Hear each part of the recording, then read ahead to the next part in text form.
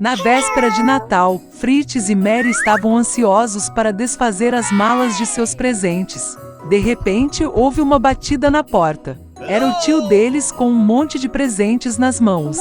As crianças ficaram muito felizes em vê-lo. Então eles começaram a desempacotar os presentes. Mary ganhou bonecas chiques, pratos de brinquedo e um lindo vestido de seda. Fritz também conseguiu o que queria, um magnífico cavalo e um rei-rato. Maria percebeu que havia um soldado debaixo da árvore. Era o quebra-nozes, projetado para triturar nozes duras com perfeição. A menina gostou muito, mas Fritz disse que era seu presente e tentou tirá-lo de sua irmã. As crianças esticaram o quebra-nozes a tal ponto que arrancaram seu braço. O brinquedo quebrado tornou-se desnecessário para o menino. Maria ficou muito chateada e começou a chorar. Mas meu tio conseguiu consertar o soldado. A garota estava feliz e o abraçou com delicadeza. O dia estava muito agitado, então ela logo se cansou e adormeceu embaixo da árvore. Durante o sono, Mary ouviu sons estranhos. Eles eram como barulho de rato. A garota abriu os olhos. Os objetos da casa pareciam muito maiores do que eram, e a árvore sob a qual ela adormeceu tornou-se absolutamente gigantesca. Maria percebeu que não foram os objetos que aumentaram, mas ela diminuiu. De repente, o rei dos ratos com seu exército apareceu diante dos olhos da garota atonita. Maria estava com muito medo e queria fugir, mas os ratos gigantes a impediram. E então um milagre aconteceu. O quebra-nozes se levantou e agarrou a garota. Eles instantaneamente subiram na árvore até a estante de livros e, ao longo dela, chegaram aos brinquedos de Fritz. Havia toda uma coleção de soldados de chumbo. O quebra-nozes pediu ajuda. Os soldados imediatamente puseram-se de pé e correram atrás dele. O quebra-nozes assumiu o comando do exército e os soldados começaram a lutar contra o exército do Rei Rato. A batalha entre brinquedos e ratos foi feroz, mas, infelizmente, havia muitos ratos e o exército do quebra-nozes começou a ser derrotado. Maria viu isso e saiu correndo de seu esconderijo. Ela jogou o sapato no rei dos ratos e acertou-o bem na cabeça, e ele caiu no chão inconsciente. O resto dos ratos percebeu que a batalha estava perdida e fugiu em todas as direções. Mary correu para o quebra-nozes, mas ele ficou inconsciente, pois foi gravemente ferido pelo rei dos ratos. A garota pensou que ele estava morto e começou a chorar amargamente. E de repente, atrás de Mary, uma linda fada apareceu. Ela decidiu ajudar a garota. Com um aceno de sua varinha, ela reviveu o quebra-nozes. Com um segundo aceno de sua varinha, a fada transformou o soldado em um belo príncipe. Maria e o quebra-nozes se entreolharam com olhos amorosos e não conseguiam desviar os olhos. Com um aceno de varinha pela terceira vez, a fada levou o casal apaixonado ao reino dos doces. As árvores lá eram feitas de doces e as flores eram feitas de geleia. Era um lugar maravilhoso. Mary fechou os olhos por um segundo de prazer. E de repente ela ouviu a voz de sua mãe, que a chamou pelo nome. Abrindo os olhos, a menina viu sua mãe, que a olhou confusa. Maria também não conseguia entender o que estava acontecendo. A menina contou sobre sua viagem maravilhosa, mas sua mãe apenas sorriu docemente. Então Mary viu o quebra-nozes pelter em seus braços. E então ela percebeu que havia dormido debaixo da árvore a noite toda, e tudo o que aconteceu com ela foi apenas um sonho vívido.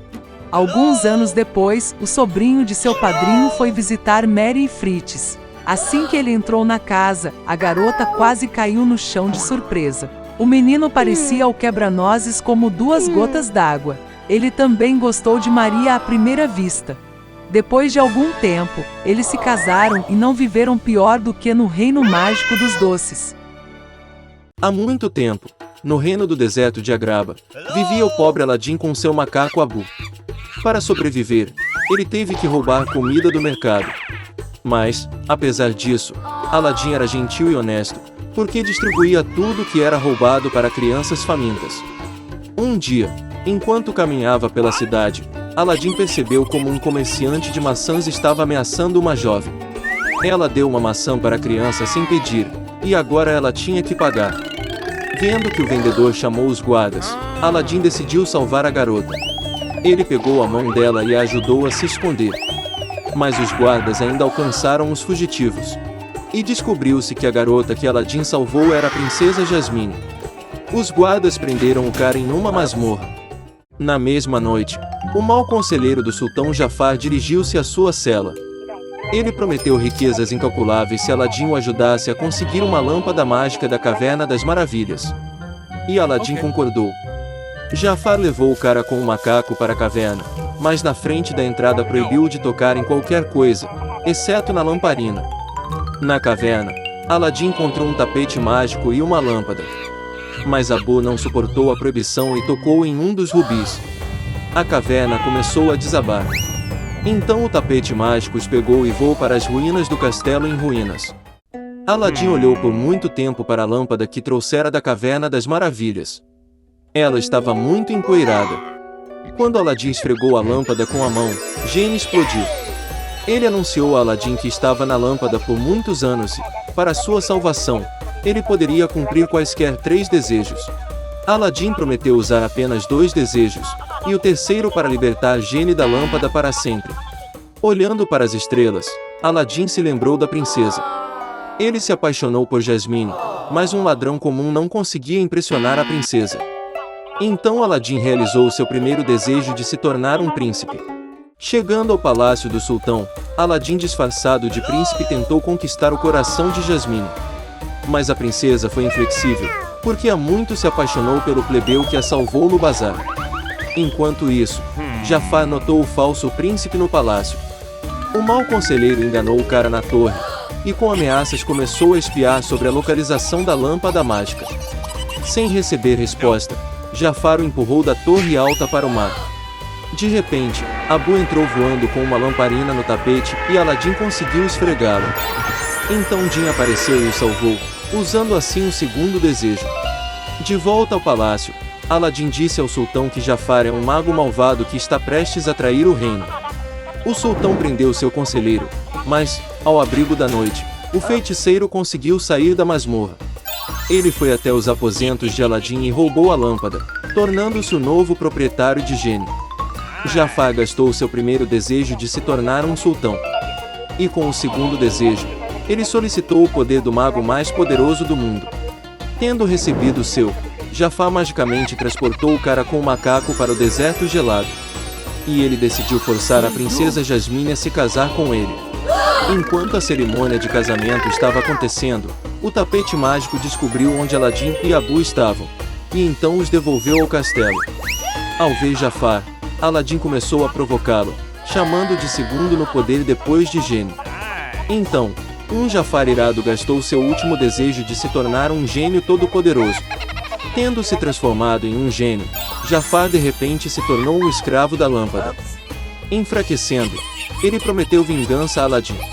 Mas antes que ele pudesse terminar suas maldições, a lâmpada o puxou para dentro. Jin carregou a lâmpada de Jafar para a Caverna das Maravilhas e a ordem foi restaurada ao reino. Aladim decidiu manter sua promessa, então ele gastou seu terceiro desejo para libertar Gênio da lâmpada para sempre. E o sultão, que viu que Aladim e Jasmine estavam apaixonados, permitiu que ele se casasse. E eles viveram felizes para sempre, e o reino de Agraba só prosperou com o passar dos anos.